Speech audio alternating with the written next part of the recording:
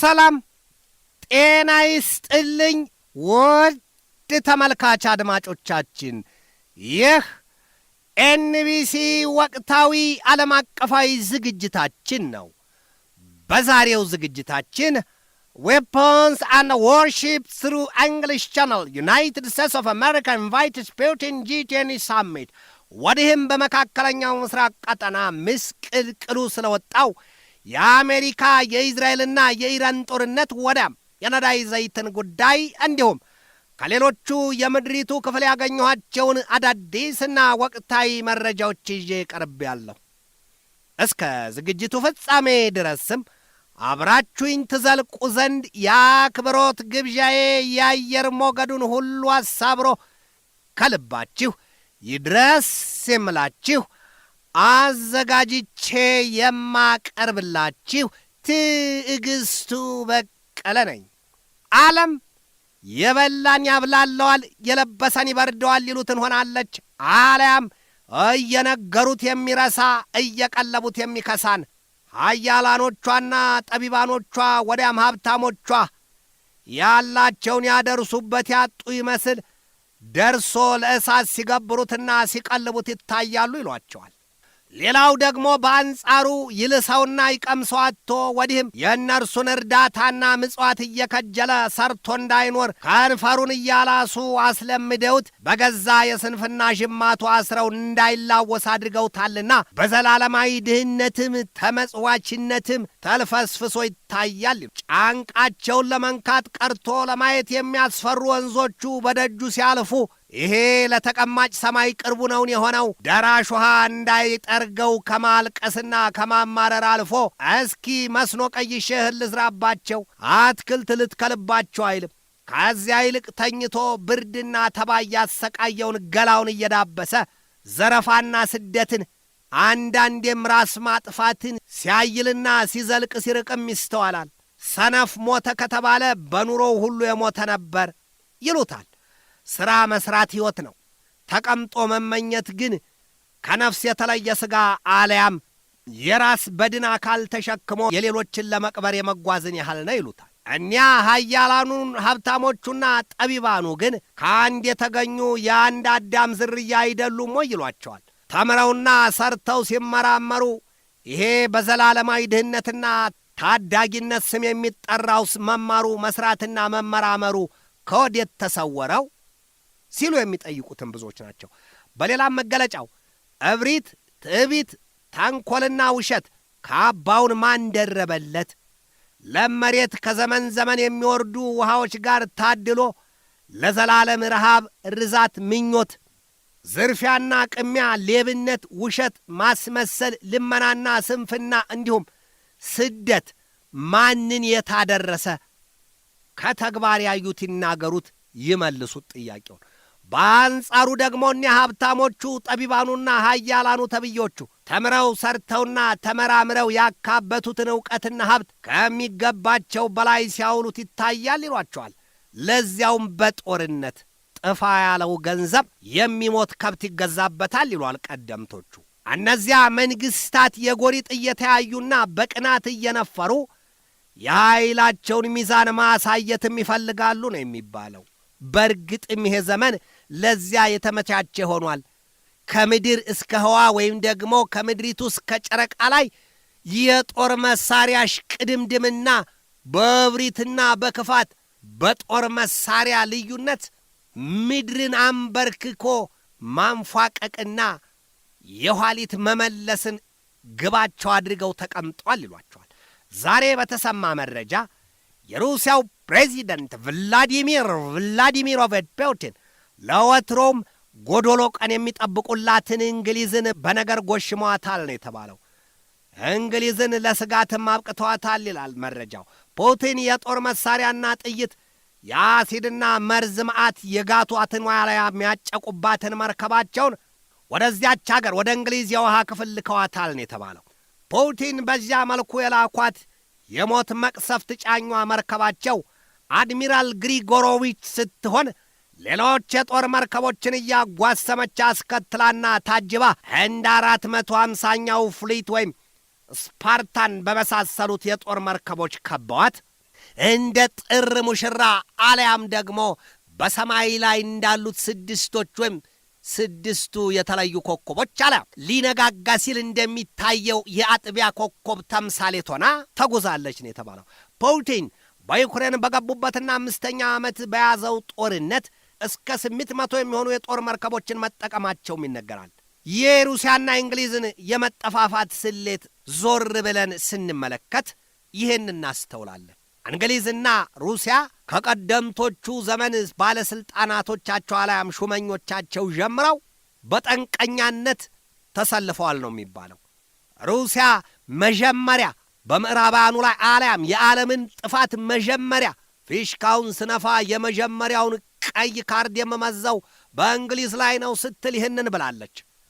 ቀድሞ ነገር በእንግሊዝ የውሃ ክልል ከውሃው ጥልቅ ስፍራ የኒውክለር ተደራሽ የሆነ ፖሴይዶን 8 ወይም የፒ8 የሰው አልባ ዱዳ ቁስ አልያም ድሮን ወይም የሰው አልባ የጦር መርከቧን የእሳትና አሲድ የኒውክለር አረራ አልብሳና ጎስጉሳ በዚያው አስደፍጠዋለች።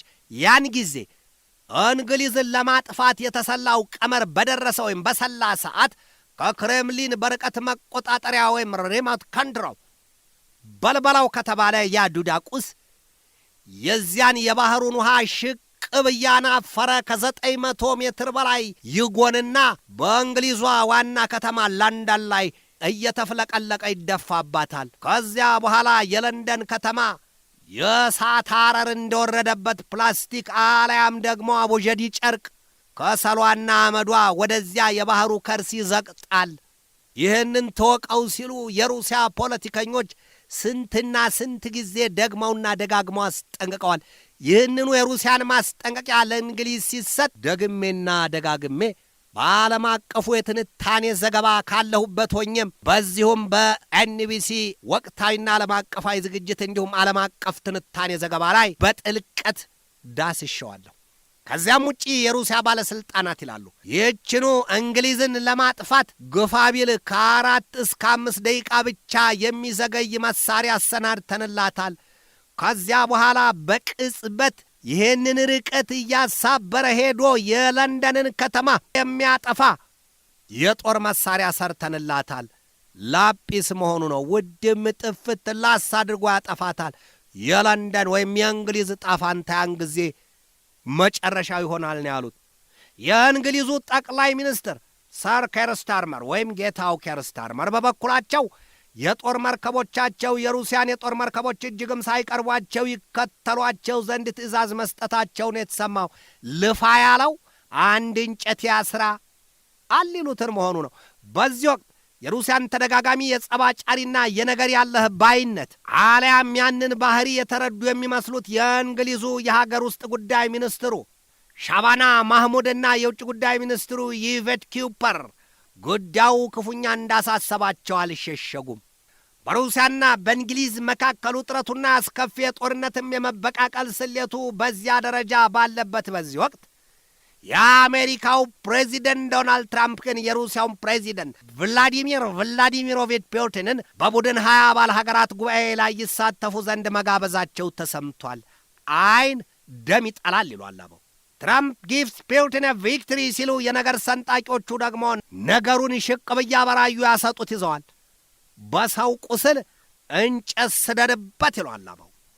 ከትራምፕ ለሩሲያ የቀረበውን ግብዣ በይፋ ያስታወቀው ደግሞ የሩሲያ የውጭ ጉዳይ ሚኒስቴር ነው። ቀጣዩ የቡድን 20 ሀገራት አባላቱ የአፍሪካ ህብረትን ጨምሮ 20 በሀብት የናጠጡ ሀገራት ናቸው ይሏቸዋል። ያ የቡድን 20 አባል ሀገራት ጉባኤ የሚካሄደው ከተባለም ከታህሳስ 14 እስከ 15 የአውሮፓውያኑ በአሜሪካ ሚያሚ መሆኑን ልብ ይሏል። የፑቲን በሚያሚው የቡድን 20 ጉባኤ ተሳትፎ ግብዣ በተመለከተ የወጣው መረጃም ይህንን ሲል መጸየፉን አሳይቷል። A possible invitation of Russian dictator Vladimir Vladimirovich Putin to the G20 summit in Miami could become a dangerous symbolic gesture for the whole world. ሞስኮው በበኩሉ የዚያን የግብዣ አንድምታ ሲገልጠው አሊያም ሲመነዝረው ጉዳዩን የዲፕሎማሲ አድርጎ ሳይሆን የተመለከተው የምዕራባኑን ድክመት ነው ሲል ነው የተመጻደቀው። ፑቲን የሚገባቸው አልያም የሚረዱት የኃይል ቋንቋ ብቻ ነው ይላቸዋል። የሩሲያው ፕሬዚደንት ቭላዲሚር ቭላዲሚሮቪች ፑቲን በዩክሬን ከገቡበት ጦርነትና የዩክሬንን ሕፃናት ወደ ሀገራቸው አግዘዋል በሚል ክስ የዓለም አቀፉ የወንጀለኞች ፍርድ ቤት ወይም ኢንተርናሽናል ክሪሚናል ኮርት አጥብቆ ይፈልጋቸዋል። እንደ አውሮፓኑ አቆጣጠር በ2023ም የእስራት ማዘዣ ቆርጦባቸዋል በፑቲን ላይ ፑቲንን ይዞ ጠርቆ አስሮ ለፍርድ ለማቅረብ። ከዚህ ቀደም የሩሲያው ፕሬዚደንት ቭላዲሚር ፑቲን ወደ ዛሬ ላይ በ7 አባል ሀገር የቀረውን ወይም ሩሲያ ቀድሞ በነበረችበት G8 ወይም ግሩፕ 8 ወይም የቡድን 8 አባል በመባል የሚታወቀውን በሀብት እጅግ የናጠጡትን የ7 አባል ሀብታም ሀገራት ቡድን ወይም ጎራውን ዳግም ይቀላቀሉ ዘንድ የአሜሪካው ፕሬዚደንት ዶናልድ ትራምፕ ግብዣ አቅርበውላቸው ነበር ለፑቲን። ፑቲን ግን ምን ተዳየቴ ሲሉ ውድቅ አድርገውታል። አልመሰላቸው የማይመስል ልብ ያቆስል። The United States of America will invite Russian President Vladimir Vladimirovich Putin to a G20 summit in Miami, a U.S. official said on Thursday, but United States President Donald Trump said he doubted his counterpart would come. ትራምፕ መጋበዙን ፑቲን ተጋብዟል፣ ግን ይመጣ ይሆን ወይ? ፑቲን ቢመጣ ደስታዬን አልችለውም ነው ያሉት። ግብዣው በሌላው ገጽታ በፑቲን ላይ የተያዘውን ዓለም አቀፍ ግፊትና ጫና ውጥረቱ መቀነሱንና መለዘቡን አመላካችም ሆኖ ነው የተመነዘረው። ወድጄ ነው የምወዳት ከግንድ የሚያላጋ ልጅ አላት አለው። ፑቲን ማዕቀብ ቢጥሉባቸው፣ ቢዝቱባቸው፣ ቢያስጠነቅቋቸው በአሜሪካ ፊት አውራሪነት የነበረው ኔቶ ወይም ኖርዝ አትላንቲክ ትሪቲ ኦርጋናይዜሽን እርሳቸው በዩክሬን በገቡበት ጦርነት ያኔ በመጀመሪያዎቹ ሰዓታት ማዕቀብ ቢጥል፣ ቢያስጠነቅቅ፣ ቢፎክር፣ ቢያቅራራ ፑቲን ከመጤፍ አልቆጠሯቸው። ምዕራባውያኑን ግቡ፣ ምን ችግር አለ? የኒውክሌር ጦር መሳሪያችን እንኳን እናንተንና ድፍን ዓለምን ያስተናግድ የለም ወይ? ግብዣው ብዙ ነው። የተጣለው ገበታ እንኳንስ ለእናንተ ለሌላም ይተርፋል። ግቡ ማለታቸው አይዘነጋም። ታዲያ ቢሏቸው ቢሰሯቸው አልታጠፍ፣ አልጎነበስ፣ አልሰበር ያሉት ፑቲን ዛሬ ላይ ሁሉንም አሸንፈው ቀጥ ብለው መቆማቸውን ተመልክተው ምዕራባውያኑ ሰጥለጥ ማለት ይዘዋል ነው የሚባለው። ፑቲን ግን የወጋ ቢረሳ የተወጋ አይረሳምናቸው ይሏቸዋል። ለወትሮም ቅጭም የሚለው ፊታቸው ወዲያው ኩስትርትር እያለ በቅጽበት ቂማቸውን ሲያስቡት፣ በአውሮፓውያኑ የተሠሩትን ነገር ሲያልሙት አውሮፓውያኑን ቀን ነው የሚጠብቁላቸው ይሏቸዋል፣ ሊያውም የጎደለ ቀን። ዛሬ የፑቲን ስሌት ሰልቶላቸዋል በሚል ብዙ ጊዜ ይነሳሉ። እንዴት ቢሉ ደግሞ በዚያ በአጎራባቾቹ በፖላንድና በሊቱዋንያ እንዲሁም በላቲቪያ ቀርቦ ያደፈጠና ሲያቅራራ የነበረውን የሰሜን አትላንቲክ ጦር ቃል ኪዳን ድርጅት የምዕራባኑን የጦር ጥምረት ኔቶን ወይም ኖርዝ አትላንቲክ ትሪቲ ኦርጋናይዜሽን ከአሜሪካ ነጥለውታል። ስሌታቸውና ቀመራቸው ከአሜሪካ ላይ አይቶታል። አሜሪካ በትራምፕ አስተዳደር ኔቶን አጋድሜ አልቀልብም ኖረስ አልኖረስ ከማለት አልፈው የኔቶን አባል ሀገራቱን በተለይም የዴንማርኳን ራስ ገዝ የግሪንላንድን ደሴት ጠቅልዬ ወስዳለሁ፣ ለጸጥታና ለሰላም ያስፈልገኛል፣ እንዲሁም የኔቶን አባል ሀገሯን ካናዳንም 51ኛ ግዛት ያድርጌ ጠቀልላለሁ ብለዋል። ውሳኔ ነው በትራምፕ ሀገር። ስለዚህ ኔቶን አፍርሶት የለም ወይ ትራምፕ? ምን ይፈልጋል ከዚህ በኋላ ኔቶ ይሉት ተቋም ወይም ድርጅት ምን አለና? ለዚህ ሁሉ ያበቁት ግን የሩሲያው ፕሬዚደንት ቭላዲሚር ፑቲን ናቸው። ፑቲን የኬጂቢ ችግኝ ናቸው። የቀድሞ የሶቪየት ኅብረት የስለላው ተቋም ኬጂቢ እሱን ሲመሩ የነበሩ በውስጡም አድገው እሱን ሲመሩ ቆይተው የሩሲያን ፕሬዚደንትና ጠቅላይ ሚኒስትርነትም አሹረው የመሩና እዚህ የደረሱ ሰው ናቸው ይሏቸዋል። ታዲያ ስሌትና ቀመር ሲያሰሉለት ሲስሉለትም ቆይተው ስለታቸው ሲቆርጥ ቆይቶ ገዝግዞ ጥሎታል ኔቶን። አሁን በኔቶና በትራምፕ መካከል አለች ሲሏት አለቀች በቅምሻን ካልሆነ በስተቀር ሌላው ነገር ፉርሽ ነው። ውስጡን ለቄስ አልያም ቢከፍቱት ተልባን ነው። የተልባ ስፍር መንሸራተት ብቻ ነው፣ አይረጋም። ኔቶ ያንን ሆኗል ነው የሚባለው። ፑቲን በምዕራባውያኑ ዛቻ፣ ማስጠንቀቂያና ማዕቀብ የሚንገዳገድ ቀርቶ የሚያሳስባቸውም አልሆኑላቸውም ይሏቸዋል። ይብሱንም የሩሲያ ሀብትና ኃይል እየገዘፈ ወዲህም ሰሞኑን ደግሞ አሜሪካ በነዳጅ ዘይት ሀብቷ ላይ የጣለችባትን ማዕቀብ ማንሳቷን ተከትሎ አውሮፓውያኑ ብርድ ብሏቸዋል። ወዲያም እነርሱ አሁን በነዳጅ ዘይትና በጋዝ እጥረት የሚያፋጩትን ጥርሳቸውን ለማላቀቅ መላ ጠፍቶባቸዋልና የፑቲንን የነዳጅ ዘይትና የጋዝ ሀብት ቢቀላውጡስ ምን ይፈረድባቸዋል? የማዳበሪያ ሀብቱ ቢሉ ፑቲን ምን ያጡት ነገር አለ? በተፈጥሮ የተንበሸበሸ ሀብት ጸጋ ነው ያላቸው። ከጦር መሳሪያዎቻቸውም በላይ በሀብታቸው የሚመኩ ናቸው። የፈለገውንም ያህል ቢዛቅ የመርፌ ጠብታ ያህል ቁንጥር አይልም የሩሲያ ሀብት። የባህር የውሃ ሀብቶቻቸው እንደነ አዞቭ፣ ጥቁር ባህር፣ ቢጫው ባህር፣ የባልካን ባህር በባህርና በውሃ አካል የታደሉ የተንበሻበሹ በባህር ውስጥ ሀብቶቻቸው የአሳ ሀብታቸው ዓለምን ይቀብልባል፣ ዓለምን ይመግባል ይሏቸዋል። ወዲህ መለስ ሲሉ የማዳበሪያ የዘይት የምግብ ዘይት ቢሉ የነዳጅ ዘይትና የጋዝ ምርቶቻቸው፣ ወዲያ ደግሞ ዞር ሲሉ የስንዴና የበቆሎ ምርታቸው ሞልቷቸዋል። በተፈጥሮ አድልቶ ያንበሻበሻቸው ናቸው ይሏቸዋል ሩሲያውያኑን። የምስራቅ አውሮፓ ሀገራት ቀድሞ በሶቪየት ኅብረት ዘመን ግዛት የነበሩቱ ተላቀናል፣ ዛሬ ነጻ ወጥተናል ወይም ድል ተቀዳጅተናል አሊያም ነጻነታችንን አውጀናል በሚል በአሜሪካ ስሌት ሀገር ሆነው መንግስታት መስርተው በዋና ከተማ ቢተዳደሩስ ከሩሲያ ላይ ምን ቀረባት ሲሉ ፖለቲከኞቿ እየመነዘሩ ያሳያሉ። ነገር ግን ፑቲን በዚያ ልክ የሚያበቁ አይደሉም ይሏቸዋል። እነዚያን የቀደሙ የሶቪየት ኅብረት ዘመን ግዛቶችን መልሰው ከሩሲያ ጋር ሊሰፏቸው ይፈልጋሉ። ሀያሏን የሶቪየት ኅብረትን ዘመን መልሰው ለዓለም ሊከስቱ ግብ አስቀምጠዋል ይሏቸዋል። ከሳቸው በኩል ግን የወጣ መረጃ አልሰማሁም።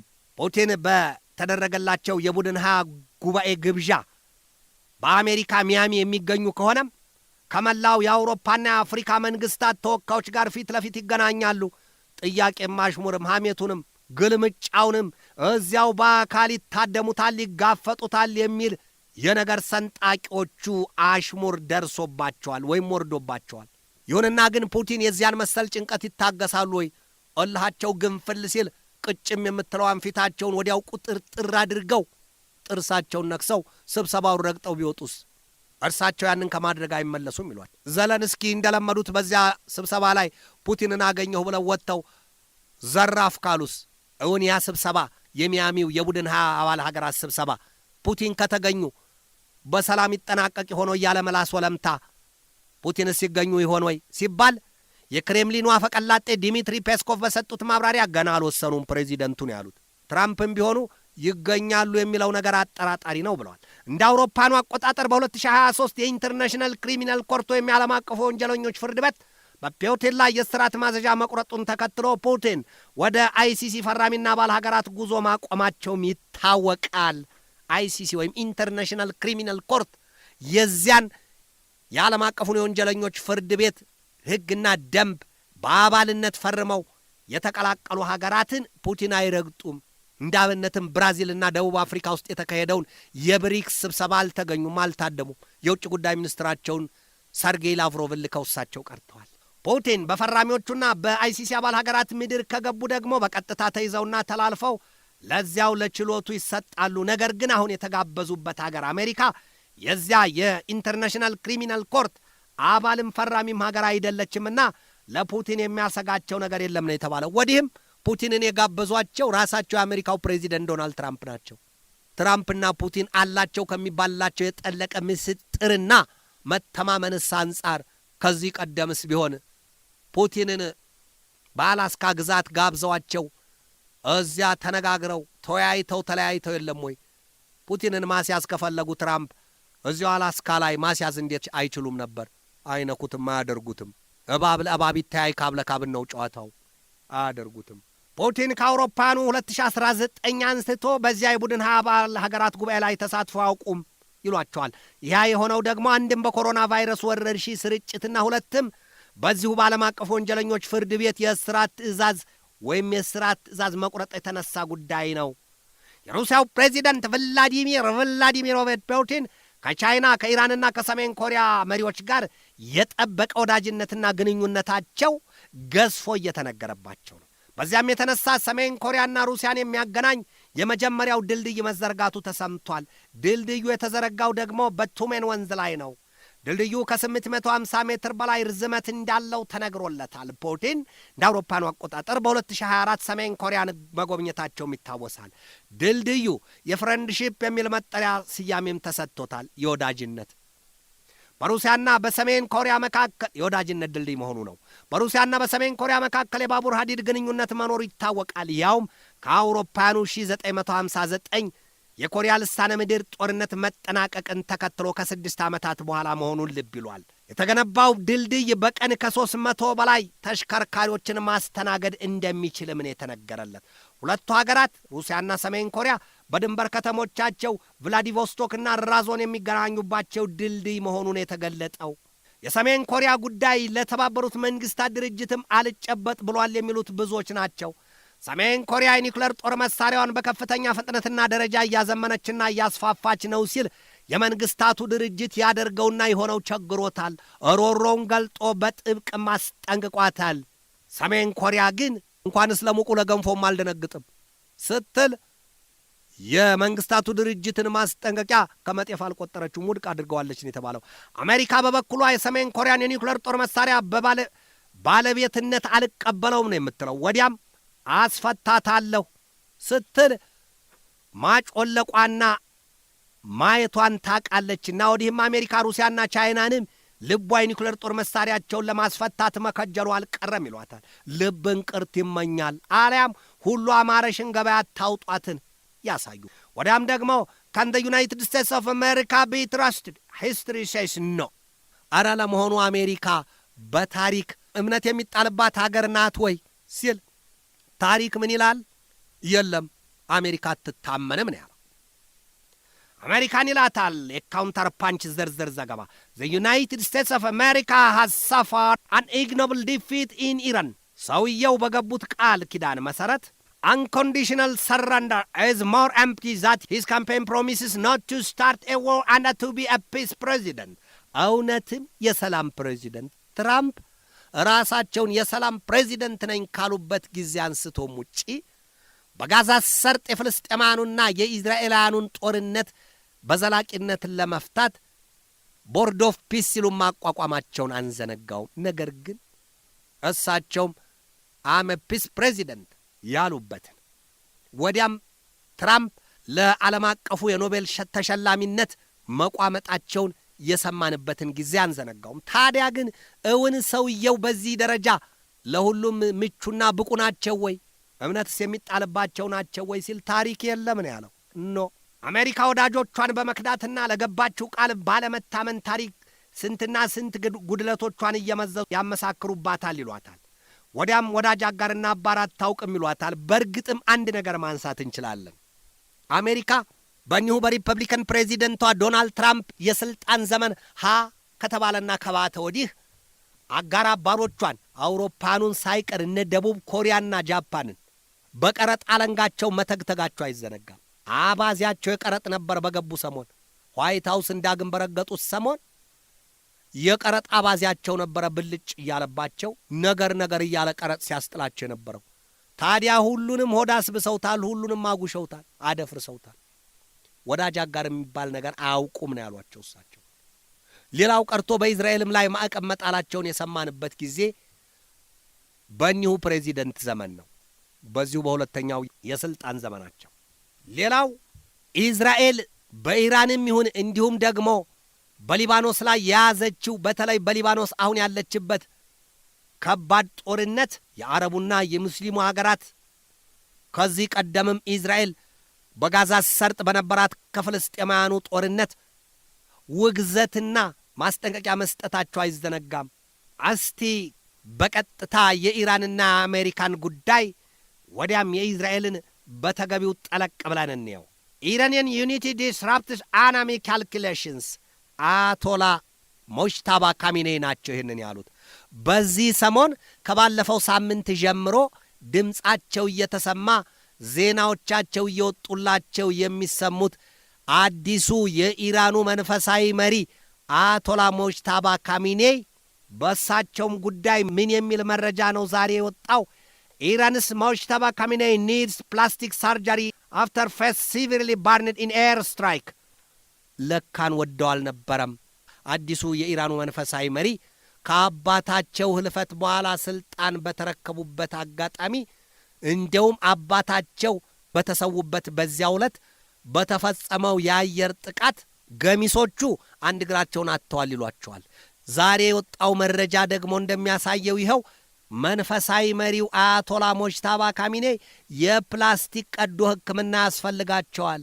ፊታቸው ክፉኛ ተቃጥሏል በፈንጂ በቦምብ በዚያ የአየር ጥቃት። ታዲያ እኒሁ ሰው ናቸው ኢራኒያንስ ዩኒቲ ዲስራፕትስ ኤነሚ ካልኩሌሽን፣ የጠላቶቻችንን ስሌትና ቀመር የኢራናውያኑ አንድነትና ጽናት ድራሹን አጥፍቶታል፣ መውጫና መግቢያ ሳጥቶታል እኔ ያሉት። የአሜሪካው ፕሬዚደንት ዶናልድ ትራምፕ የኢራንን ጽናትና ጥንካሬ በተገቢው አይተውታል። ዛሬም ትራምፕ አዲስ የጦር አውሮፕላን ጫይ መርከባቸውን ወደ ፋርስ የውሃ አካል ላይ ማስጠጋታቸው ተሰምቶ ትራምፕ ዛሬ በአዲስ ያስጠጓት የጦር አውሮፕላን ጫኟ መርከባቸው ደግሞ ዩኤስኤስ ጆርጅ ሃርበርት ዎከር ቡሽ ወይም ደግሞ ዩኤስኤስ ጆርጅ ዳብሊው ቡሽ የምትባለዋን ነው። እንግዲህ በአመዛኙ የአሜሪካ የጦር አውሮፕላን ጫይ መርከቦች ከግዙፏ የዓለም የጦር አውሮፕላን ጫይ መርከብ ዩኤስኤስ ጄራልድ አር ፎርድ ውጪ ሌሎቹ ከ65 እስከ 75 የጦር መርከቦችን ጀርባቸው ጭነው በየትኛውም የውሃ አካል ላይ እንደ ዳክዬ እየደነሱ መሄድ ይችላሉ ነው የሚባለው። ይህችኛዋም የጦር አውሮፕላን ጫኟ መርከብ ዩኤስኤስ ጆርጅ ሃርበርት ዎከር ቡሽም በፕሬዚደንቶቻቸው ስም ነው የተሰየሙት። ታዲያ እሷም ብትሆን ከነዚያ ቁጥር ያነሰ አውሮፕላኖችን አልጫነችም የተባለው በዚያ በፋርስ የውሃ ባህር ላይ ደርሳለች። ትራምፕ ነገሩ አላማራቸውም። የኢራን ጽናትና የጦርነት ብቃት በፍጹም አዲስ ነው የሆነባቸውን የተባለው የአሜሪካ የደህንነት ተቋማት ዛሬ ያወጡት መረጃም ትራምፕን ክፉኛ ያስደነግጣቸዋል። ያዋዩት ቢቸግራቸው ነው እንጂ ፕሬዚደንቱ ድንጋጤያቸውስ ድንጋጤ አይደለም ነው የተባለው። እንዴት ቢሉ ደግሞ የኢራን የባለስቲክና የክሩይዝ ሚሳይሎች ከ50 በመቶ በላይ ምንም አልተነኩም። ወዲያም የኢራን ባህር ኃይልና የኢራን አየር ኃይል እስከ 60 በመቶ በላይ ምንም አልተነኩም ሲል የአሜሪካ የደህንነት መስሪያ ቤት ይፋ አውጥቶታል። የራሷ የአሜሪካ የደህንነት ተቋም ነው ይህንን መረጃ ያወጣው። ዛሬ ኢራን እንዲህ የምትቀመስ አልሆነችም፣ ለውጊያ ብቃቷን እያሳየች ነው ያለው። ምንድን ነው የሆነው? አሜሪካ በሆርሙዝ የውሃ ወሽመጥ በመርከቦቿ የዘጋችውን እንዲሁም ያንን የመተላለፊያውን ወሽመጥ ለማስከፈት ኢራን አይከፈትም ብላለች። አሜሪካም ዘግታለች፣ ኢራንም ዘግታለች። ታዲያ ምንድን ነው የሆነው? ዛሬ የኢራን ፈጣን አጥቂ ጀልባዎች እንደ አይጣሳ አሊያም እንደ ባህር ውስጥ ፍጥረታት እየተርመሰመሱ በፍጥነት ሂት አንድ ራን በሚል ስሌት በዚያ ያገኟቸውና የቆሙ መርከቦችን ደብዛቸውን እያጠፉ እየመቷቸው በእሳት እያያያዟቸው መከራ ጋርጠውባቸዋል። አይዋጥ አይተፋ ለሰሚው ግራን ሆኖባታል አሜሪካ። እነዚያን መርከቦች በሆርሙዝ ወሽመጥ ከኢራን ፈጣን አጥቂ ጀልባዎች መታደግ አልቻለችምና ሰው በአገሩ ይደበቃል ነውሩ፣ ያለ አገሩ ብዙ ነው ነውሩ። ባለችበት በኖረችበት በገዛ የውሃ አካሏ ላይ ኢራን ይገፋት ቀርቶ ይቀምሳት አታለች የሚል መረጃ ነው የወጣው። ታዲያ ትራምፕ ምን አሉ? ምንም ይሁን ምንም ግን አሉ Iran's nuclear weapons would have targeted Israel and our bases in the Middle East. ትራምፕ የኢራን የኒውክለር ጦር መሳሪያዎች እኛንና ኢዝራኤልን እንዲሁም በመካከለኛው ምስራቅ ቀጠና ያለንን የጦር ማዘዣ ሰፈሮች ላይ ተነጣጥረዋል፣ እኛን ሊመቱን ነው ያሉት። ታዲያ ኢራን የዚያን የኒውክለር ጦር መሳሪያ መታጠቋን ትራምፕ አውቀውታል፣ አምነው ተቀብለዋል ማለት ነው ወይ? ለእርሳቸው የሚቀር ጥያቄ ነው። ግን ትራምፕ ያንን ብለዋል። ኢራንስ ኒውክለር ዌፐንስ ውድ ሃቭ ታርጌትድ ኢዝራኤል አንድ አወር ቤዝስ ኢን ደ ሚድል ኢስት። በዚህ ስሌት በእርግጥም ኢራን ታጥቀዋለች ማለት ነው። ሌሎቹ የነገር ሰንጣቂዎቹ ደግሞ መቻለ ነገር ነው። ኢራን በልበ ሙሉነት በፓኪስታኑ ኢስላማባድ ድርድር የሆርሙዝን የውሃ ወሽመጥ ዘግታችሁ ከእናንተ ጋር ተንበርክኬ ድርድር ብዬ አልማጸንም፣ የተኩስ አቁሙን ጥሳችሁታል፣ ይለይልናል። የኢራን አብዮታዊ ዘብ ኃይልም በቀጥታ ወደ በኋላ ላይ መጣበታለሁ አስጠንቅቋል። ለጦርነቱ ተዘጋጅቶ ገብቷል፣ ከቷል። ኢዝራኤል ኢራንን ወደ ድንጋይ ዘመን መልሳታለሁ እኔ። የአሜሪካን በተለይም የትራምፕን ፈቃድ ብቻ ይሁን አረንጓዴውን መብራት ልይ ብቻ እንጂ ኢራንን በቅጽበት ወደ ድንጋይ ዘመን መልሳታለሁ ስትል ዛሬም ዝታለች፣ ዛሬም ማስጠንቅቃለች። እውን ኢራን ያን በቀላሉ የምትሆን አገር ናት ወይ ከተባለ እሱ ጊዜ የሚመልሰው ጉዳይ ነው። በአንድ ፊት ትራምፕ በኢራን ላይ ያለቀ ያልቃል እንጂ የኒውክሌር ጦር መሳሪያን አልጠቀምም ብለዋል። ኢዝራኤል በየትኛው የጦር መሳሪያዋ ተጠቅማ ነው ኢራንን ወደ በድንነት ወይም ወደ ድንጋይ ዘመንነት የምትቀይራት የሚል ጥያቄ መነሳቱ አልቀረም። ለመልስ የተዘጋጀ መላሽ ባይኖርም ኢዝራኤል አዌይቲንግ ዩናይትድ ስቴትስ ኦፍ አሜሪካን ግሪን ላይት ቱ ሪተርን ኢራን ቱ ስቶን ኤጅ። መብላቷን አላወቀች፣ እጇን ታጠበች፣ አለያም ይሉሽን ባልሰማሽ ገበያ ባልወጣሽ። ከሳሽ የተከሳሽን ልብ ቢያውቀው ኖሮ ከቤቱ አይወጣም ነበር ይባላል።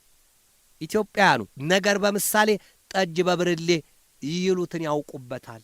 አሁን በፋርስ ባህር ላይ ያለው በዚያ የሆርሙዝን የውሃ ወሽመጥ ተንተርሶ በተከሰተ ወይም በተነሳው ግዙፍ ያለ መግባባት ነገሩ ወደ ባሰ አዘቅት ገብቷል።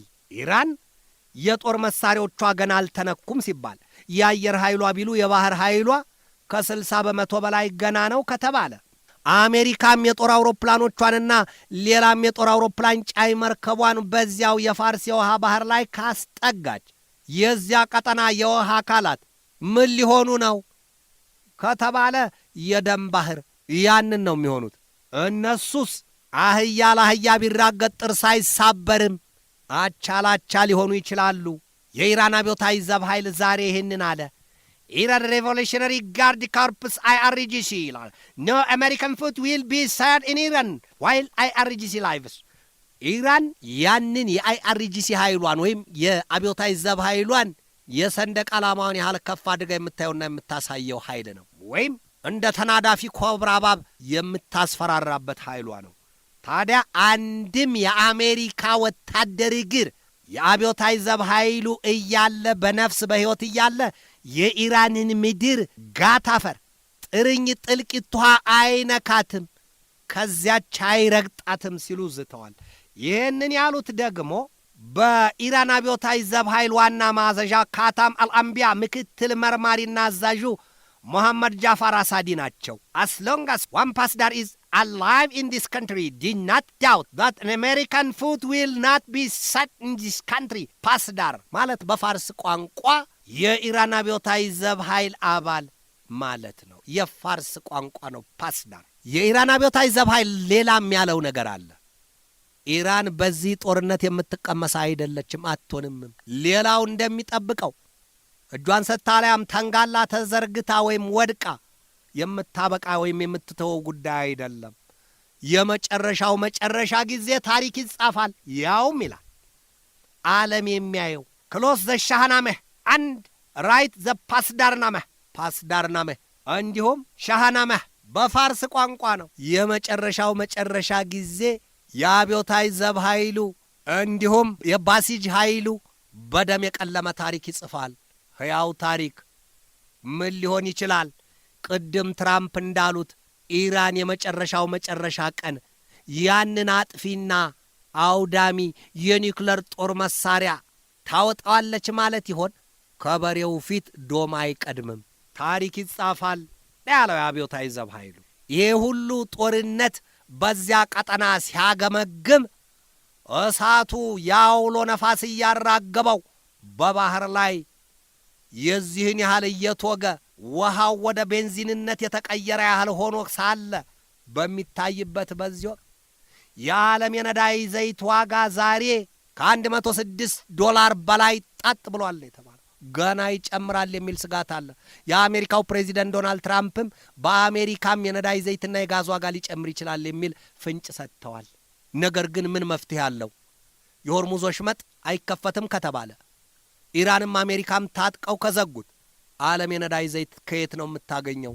ጥያቄ ብቻ ነው። የነዳጅ ዘይት ዋጋ ጨመረ አሻቀበ እያልን ከምናወራውና ከምንሰማው ዜና ውጪ የመፍትሄው ነገር ዛሬም ርቋል። በአንጻሩ ሰላም ደግሞ ፍንጩ ጠፍቷል። የሮማው ርዕሰ ሊቃነ ጳጳስ ሊዮ 16ኛ ምንድን ያሉት ዛሬ ጥሪ ሲያስተላልፉ አሜሪካና ኢራን ወደ ድርድር ገበታው ይመለሱ፣ ሰላም ይበጃል፣ ነገር ግን የሰላምን ትርጉም የተረዳው ማን አለ? ዓለም እኮ የሰላምን ትርጉም የምትረዳበት ስሌቱና ቀመሩ ጠፍቷታል፣ ዞሮባታል። ፖለቲከኞቿ፣ ምሁራኖቿ የሰላም መሳሪያ መሆን አልቻሉም። ሁሉም የጦር መሳሪያቸውን ስለው የሚወጉትን ፍለጋ እያሳደዱ ነው ይሏቸዋል። ሰላም የለም። የሰላም ጉዳይ የሚያስበው አእምሮ ርቋል፣ ጠፍቷል። ኤንቢሲ ተመልካች አድማጮቻችን የዛሬን በዚህ ተሰናበትኳችሁ። ቀጣይ ሰኞ በሌላ ርዕሰ ጉዳይ እንገናኛለን። እስከዚያው ከልባችን እስከ ዓለማችን ሰላም ተመኘሁ። በድጋሜ ሰላም።